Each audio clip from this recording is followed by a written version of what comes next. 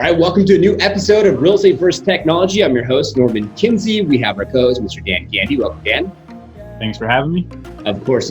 And we have a very special guest today. And welcome to Real Estate vs. Technology, where you'll get the inside scoop from top producing real estate professionals all around the country, best practices, techniques, and learn about what technology they're using to drive to ensure their success in this world we call real estate.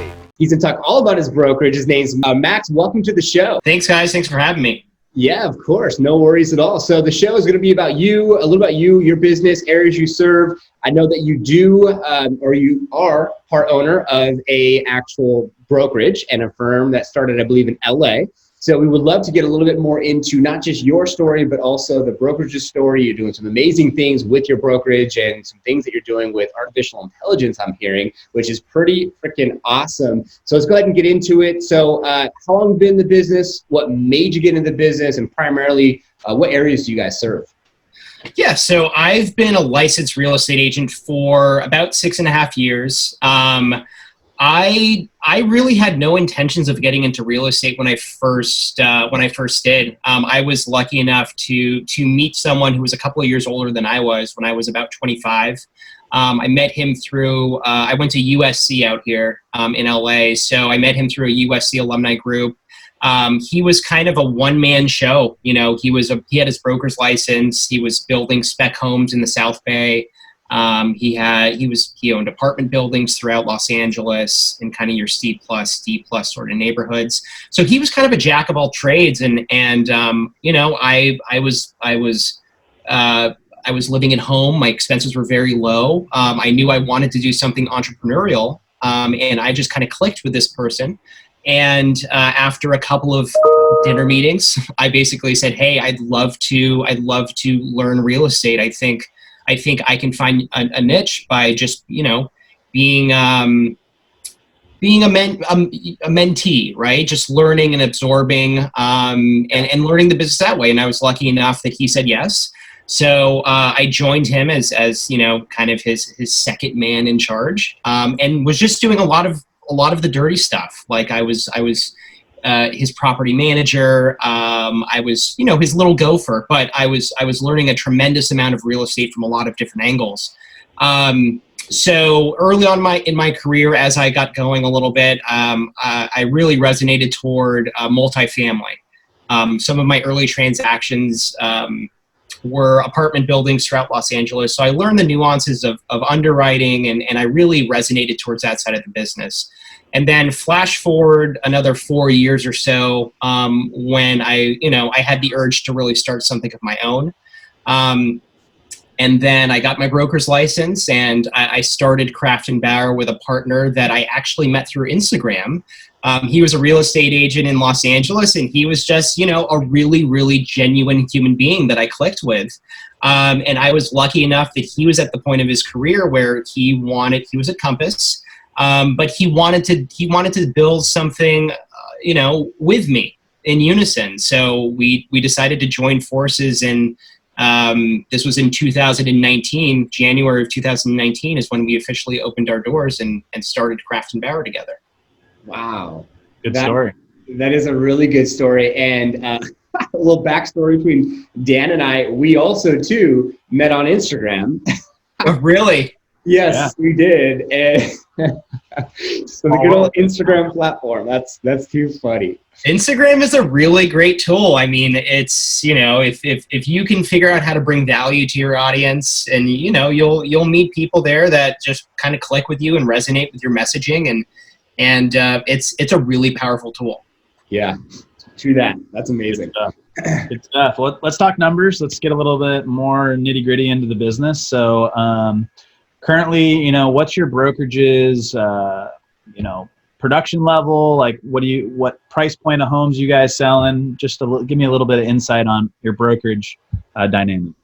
So we're year number 2, so we're still very early in the process. The first year, I think we sold maybe 30 million as a brokerage, which, you know, in Los Angeles isn't a very high number. This year we're on pace. We're at about 65 million. up to this point. So, we've doubled our production, but we've also, we're at 20 agents right now as a company. And we're really spread out through California. We have a core group down here in Los Angeles of about 9 agents. Most are in Los Angeles, a couple are in Orange County. And then the other half of our company is in Northern California and the Central Valley. That's a really great core of real estate agents that we brought onto the brokerage about 3 months ago. The team leader, her name is Shayna Gates. My business partner, Dominic, has known Shayna for about 10 years. They used to work together. And Shayna joined our team, and she brought her entire team with her.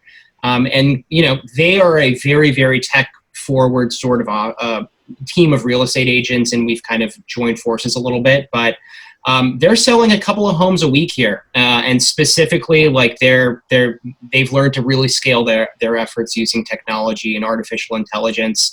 So, just trying to be a really efficient real estate brokerage here during our first couple of years. That's awesome. Thanks for sharing that. And then in terms of, let's talk about some of the marketing and methods you're doing. You mentioned artificial intelligence. Why don't you deep dive into what you're doing to, generate business, what you're doing to possibly, nurture business, as well as any other tools you'd like to share with us? Sure. So we've built out a really intuitive website. So a couple of different things. We do we do a lot of our ad spend on Facebook and Instagram. I would say that's where 80% of our leads come in from is Facebook. You can get very, very targeted on Facebook, as you guys know. But once a lead kind of clicks over and lands on our search site, we've developed a really sticky search site. So as soon as someone lands on it and pokes around and then leaves, we're automatically prompted to say, someone visited your site. This is the person's name. This is the person's email address. These are the homes that they looked at. And once the person leaves our website, then we have AI built into our sticky search site that will then either text or email that lead, and on behalf of an agent's quote unquote assistant. So if you visited our site, you looked at a couple of homes in West Hollywood, and then you left, our AI will text you and say, hey Dan, thanks for visiting our website. This is Max's assistant with Craft & Bauer. Saw you saw a couple of homes. Let us know if we can be of any assistance, or a lot of different sorts of responses like that. But they're nothing really salesy, but it's more of a kind of a drip campaign through text messaging. And then once the lead engages with the AI, then we're automatically notified, and then our agents can either let the AI continue with the conversation or can turn the AI off and then jump in either through text or email or a phone call. And it's really a great way. We deploy that artificial intelligence across our entire database. So it really works well. And, a company of 20 people with a couple of ISAs, we don't have the bandwidth to make a lot of calls. So the AI allows us to really touch our entire database, both previous clients and people existing in the database, plus new people that are coming in through our marketing efforts. That's awesome. Thanks for enlightening us with where technology is going. And I think that communication pattern, that nurture sequence, that just engagement sequence, everyone always thinks it has to be you, but I think if you can tell the computer what you want it to say, because humans are predictable, right? They're going to ask the right questions, and once you get a response, you can jump in, and it just saved you 15 to 5 days of nurturing and communicating. So that's awesome. Yeah, it's amazing. It goes to show for our listeners and viewers too, hey, you don't always have to be the person behind the text, the person behind the phone call, and if you could just think ahead, be proactive, then reactive. Makes it happen. Yeah. Is there any other, last question really for me is there any other technology in your business that you'd like to share with our audience that's, maybe shifted or changed the way, you do business in the real estate sector?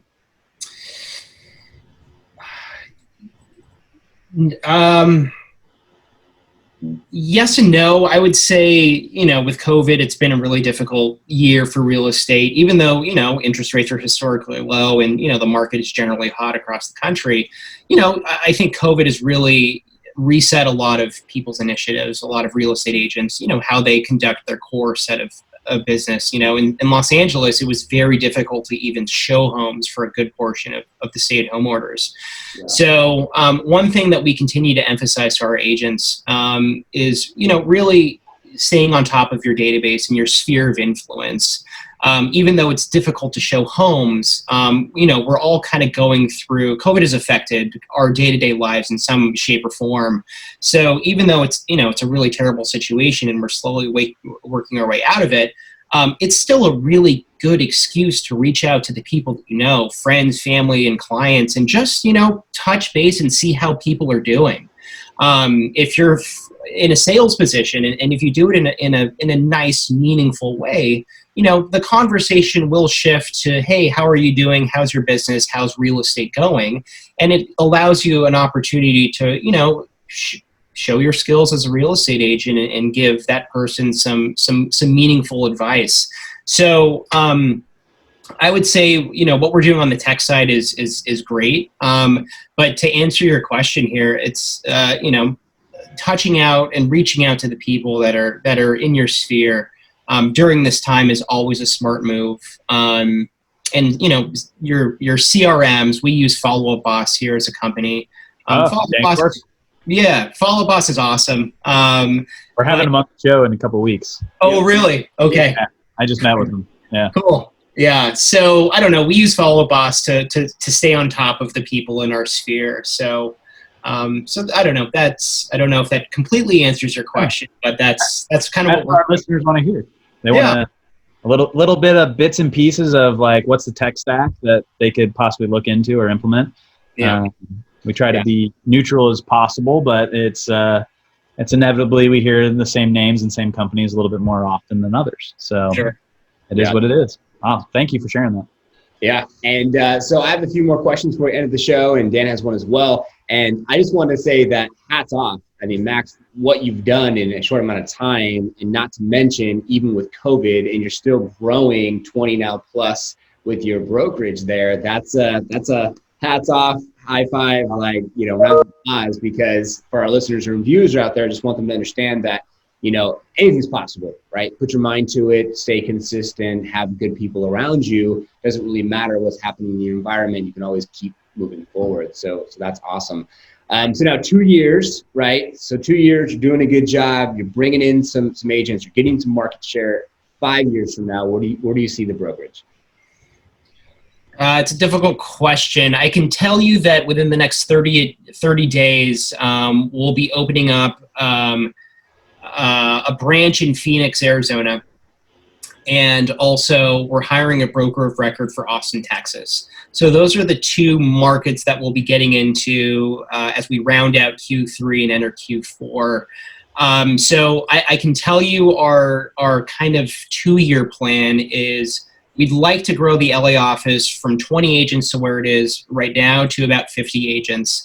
And then the Phoenix and Austin offices to about 15 to 20 agents each market.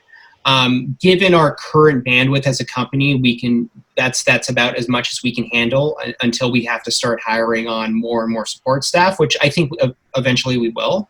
So in 5 years, it's difficult to say. I think a 2-year outlook is a lot more realistic. And as a really young company that's really gaining some momentum here and growing some legs, I don't know where we'll be in 5 years, but I think the best thing that we've done as a company so far is just really keep our head down and bring on smart, good, kind real estate agents that are just really good at what they do to maintain a good company culture. And, if we stay at 20 agents and nothing else happens, then I'll be really happy because, we're cash flow positive each month, and we just have a really good core group of real estate agents that we're working with. And I think the most important thing for us is just maintaining a good collaborative company culture. But I see us growing to about 50 agents in 2 years. That's awesome. I love how you took more of a conservative approach instead of trying to say, we're going to do. Yeah, we're gonna do 200 agents. We're gonna go through a merge or an acquisition. Like, I like how you're kind of taking those baby steps, and you definitely have our support. As my wife and I just bought a home in Gilbert about 2 months ago, so outside of Phoenix. And yeah, so I would love to partake, or if you do a grand opening or whatever, I would love to be able to give you some support there. So congratulations on that. Great. On that new branch. Yeah, that's awesome. So we have a couple last questions. Dan has one. I have two more for you. We'll be ending the show here soon. Yep. Just I like to always kind of leave the podcast with a golden nugget for any agents that are just getting licensed, or maybe a career shift back into real estate, that you think is something, a really good piece of advice that they can take with them for the rest of their career. That's a really good question. I would say a lot of real estate agents burn out, and the reason is, they think they need to learn everything all at once, and then, you just become kind of scatterbrained a little bit, especially in a market in Los Angeles, where there's just so many different markets. It's such a competitive, marketplace to begin with. It's a lot of people fizzle out. So I think my biggest recommendation is find one or two core things that really resonate with you. As a person. For me, it was the analytical side in apartments, and I just really found my niche and focused heavy on that, and then allowed my business to scale in the direction that I found most interesting. And that really worked well for me. So as a young real estate agent who just got licensed, or as someone who's making a career shift, don't bite off more than you can chew. Really, like the name of the game is really your database, your sphere of influence, your family, your friends, and really who you know, because those are going to be the people that you first talk to as you're getting licensed, or as soon as you get licensed and you're making the announcement to your friends and your family. Those are going to be the people that you're going to want to focus on very early in your career. And if half of them like apartments, I'm just kind of throwing that out, then that's maybe something that you should focus on. So just know your audience early on and your core clients early on. And then market yourself in a very knowledgeable way and bring value to the end user, because at the end of the day, no one wants to work with just someone who's all about themselves and kind of fluffing it up on Instagram and social media. So take it slow, one step at a time, and focus on one or two things that sets the foundation for you in your career. Good advice. Appreciate that. Yeah, big time. I love the fact that you said niche down, get focused, because you're so right. There's so many tools, resources, this, that, the other. And then next thing you know, you're like, oh, I'm going to be so successful because I have my website and all these tools and everything else. But it's just like, well, what's the action plan? What's your marketing budget? Who's your demographic? Is it a buyer? Is it a seller? Are you have a farm? Are you FISBOing? Are you making cold calls? Are you going to door knock? Like, what are you doing? Like, you got to just scale back. And also, what are you most comfortable with? Like, a lot of people aren't comfortable walking around the neighborhood and knocking on people's door. I know COVID makes that very tricky, but taking COVID out of the equation, like that was something that I never ever did as a real estate agent in my career. I've never door knocked, unless it was for a very specific property that I had an offer for. But that just it didn't come natural to me. What came natural to me is, talking to core people about real estate and about what I find interesting. And letting the conversation flow from there. Be a source of knowledge about your about your market. Mm-hmm. I love that. I love that. So last couple of questions. Any books that you've read over the years that maybe you want to share that's helped you through your journey? I just ordered this on Amazon, but Millionaire Real Estate Investor. I know the more famous one is the other book that Gary Keller wrote, but yeah, I just got started with this, and I'm on, the second or third chapter. And it's great. I take tidbits away from it. I don't like a lot of motivational stuff, but this has been one that's a lot more tactful. Yep. Okay. Numbers driven. Yeah. Good. Yeah. Exactly. If this, then that. Here's the result. Got it. Okay. Implement it. All right. I like that. So we're at the end of the show now, where you shared a lot about the brokerage, the direction, what you're doing, You also share a lot about yourself and some tools and some things that you're doing, and gave some really good knowledge and some takeaways for our listeners and viewers. But we're now at the part of the show where the floor is yours. So if there's anything else that you want to put out there, or something you forgot about, or something coming up, or whatever the case may be, what would you like our listeners and viewers to take away from you and get out? The one thing I've noticed, especially during this time of COVID and where the economy is a lot of real estate agents like to make predictions, or they have a very strong feeling of where the housing market is going. So for real estate agents out there that are listening, my one takeaway would be make less predictions on where we currently are in the market, because really no one knows, right? I mean, if banks decide to keep foreclosing on people that are behind on their mortgages, and then that's going to fundamentally shift the way that this market is currently trending. So for buyers and sellers out there that are listening to people that are making very bold predictions, I would say really tread with caution. Right now, no one knows really what's going to happen. Interest rates are historically low, and it's, that's generally a good time to take advantage of this good debt. But I've been seeing a lot of predictions on Instagram, and that's why I bring this one topic up.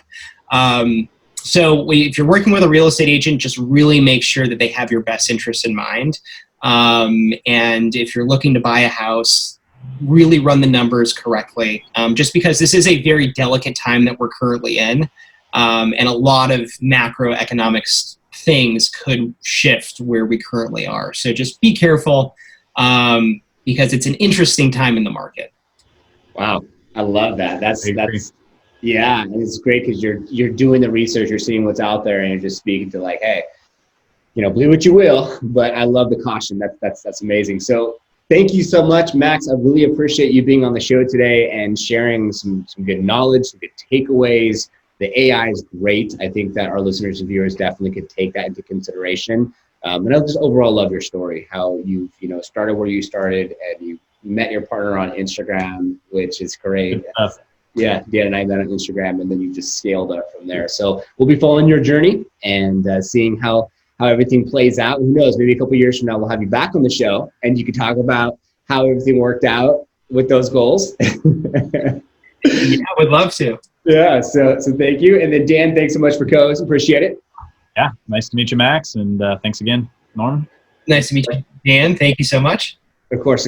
And thanks to our listeners and viewers. We appreciate you all being here today, and we hope that you took something from today's episode that you can apply to your business, so you can have more massive success, and we will see you on the next one. Hope you found value. If you liked the episode, give it a thumbs up. Comment below with what you learned. And if you go ahead and subscribe and hit the notification bell, you'll be notified for new podcast episodes coming out. Now, I want to go ahead and show you, if you see here on your screen, you can click join our Facebook group page, and you can go ahead and be a member of our community page. We love to be able to share what type of technology you're using on this page. And also, if you want to go ahead and do some networking all across the country, you can go ahead and network on this Facebook group page. If you're a real estate professional, focus on a specific niche, whether it's a buyer, specific type, seller, specific type, or a specific area. We would love to hear your story and how are you growing and scaling your business using technology to focus on that demographic. And if you're a technology owner, have a technology you want to share, and you want to be featured on Real Estate vs. Technology, the podcast, all you have to go ahead and do is send us an email at reversetechtalk@gmail.com, and we'll see you on the next one.